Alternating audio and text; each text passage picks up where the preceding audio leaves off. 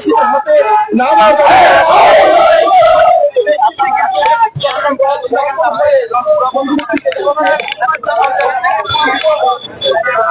দর্শক, চট্টগ্রাম বন্দর নিউমারিন কন্টেইনার ইজারা দেওয়ার প্রক্রিয়া চলছিল, অর্থাৎ যেটি বলার চেষ্টা করছি, কন্টেইনার বিদেশিদের হাতে ইজারা দেওয়ার যে প্রক্রিয়া চলছে সেই প্রক্রিয়ার বিরুদ্ধে আসলে আজকে চট্টগ্রামের সিবিএ যে নেতৃবৃন্দ আসলে একটি মশাল মিছিল নিয়ে বন্দরের দিকে যাচ্ছেন।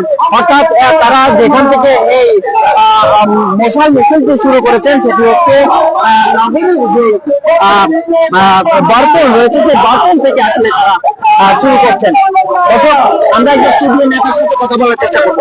বিদেশিদের হাতে তুলে দেওয়ার ব্যাপারে যে আন্তর্জাতিক ষড়যন্ত্র হচ্ছে, আমরা সেই ষড়যন্ত্রকে মোকাবেলা করে আমাদের দেশের যে প্রাণ কেন্দ্র চট্টগ্রাম বন্দরকে রক্ষা করব ইনশাআল্লাহ। চাহে কোনো মূল্যে আমাদের সমগ্র বাংলাদেশের আপামর জনতাকে বন্দরের বিদেশিদের হাত থেকে মুক্ত করার জন্য আমাদের রাস্তায় নামার জন্য সকলকে আহ্বান জানাচ্ছি।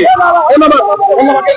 দর্শক, যেমনটা দেখছেন বক্তব্যে তারা বলার চেষ্টা করছেন, তারা বলছেন যে বন্দরকে কোনোভাবে ইজারা দেওয়া যাবে না এবং এই চট্টগ্রাম বন্দর বাংলাদেশকে সমৃদ্ধশালী করার পথে তারা বারবার তালাবদ্ধ করতে চাচ্ছে।